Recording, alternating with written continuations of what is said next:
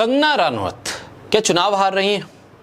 क्या बीजेपी ने जिस उम्मीद के साथ उनको हिमाचल के मंडी में भेजा था और ये कहा था शाह की उम्मीदवार हैं, मोदी और शाह ने उनके नाम पर मोहर लगाई है, तो क्या ऐसे उम्मीदवार को इस पर प्रधानमंत्री मोदी और गृह मंत्री अमित शाह ने खुद मोहर लगाई हो, उसको समर्थन हिमाचल में बीजेपी के नेता नहीं दे रहे हैं? और इस बात से परेशान, हैरान और दुखी कंगना अब खुद अपनी ही पार्टी के नेताओं को तमाम उपमाओं से नवाज रही हैं, खुद को हाथी बता रही हैं, तो बीजेपी के वरिष्ठ नेताओं को कुत्ता कह रही हैं। इस तरह की भाषा अपनी ही पार्टी के नेताओं के खिलाफ आखिर कंगना क्यों इस्तेमाल कर रही हैं? और क्या बीजेपी में कोई उम्मीदवार इस तरह की भाषा का इस्तेमाल अपनी ही पार्टी, अपने ही कार्यकर्ताओं, अपने ही साथियों, अपने ही समर्थकों के खिलाफ कर सकता है?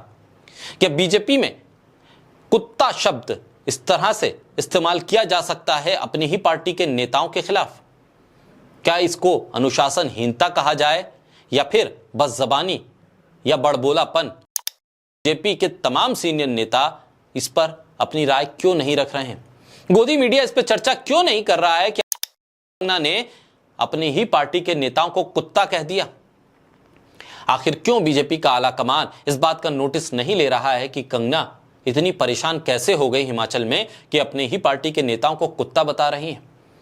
और यह हो तब रहा है जब जेपी नड्डा खुद हिमाचल से हैं, और फिर जिस तरह से हिमाचल की सियासत पे सरकार को तोड़ने और गिराने की तमाम प्रक्रिया चली और सरकार बच गई, तो बीजेपी के लिए तो ये एक बहुत बड़ा आघात होगा कि उनकी ही पार्टी के उम्मीदवार, उनकी ही पार्टी के नेताओं को कुत्ता बना रहे हैं, कुत्ता कह रहे हैं।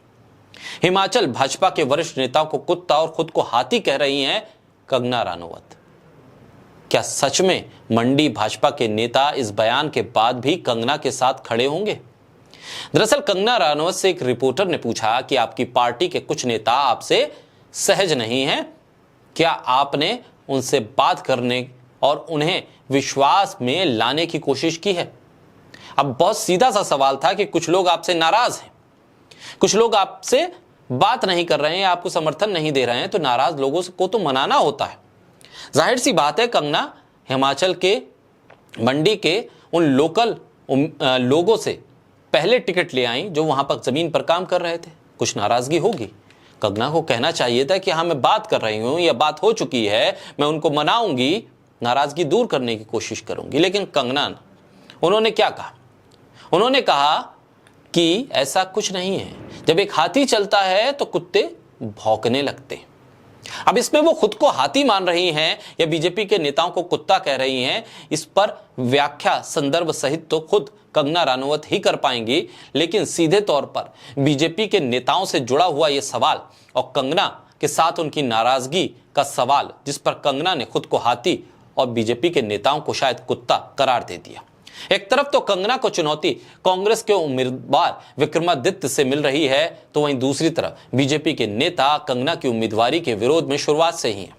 लेकिन अब तो कंगना के बयान के बाद उन्होंने अपने लिए मुश्किल और बढ़ा दी है। अब सवाल इस बात का है कि आखिर बीजेपी के नेता कंगना के कुत्ते वाले बयान पर क्या कहते हैं? इस बयान के बाद भी क्या कंगना के साथ खड़े होते हैं या मोदी और शाह की उम्मीदवार कंगना का विरोध बीजेपी के भीतर बढ़ता जाएगा? क्या यह बयान इस बात को भी बताता है कि कंगना सियासी बयानों को भी फिल्मी डायलॉग की स्क्रिप्ट समझ रही हैं? इसे कंगना की नासमझी कहें या उनका गिरता हुआ आत्मविश्वास या फिर हार का डर, उनकी जबान बहकती जा रही है, जिसकी एवज में बीजेपी के लोग ही उनका विरोध कर रहे हैं। एक फिल्मी कलाकार के नाते लोग उनको देखने और सुनने आ तो रहे हैं, लेकिन सियासी समझ की कमी या बड़बोलापन ही कहें कि सियासी पारी की शुरुआत होने से पहले ही अब समाप्ति की राह पर कंगना का यह सफर बढ़ने लगा है।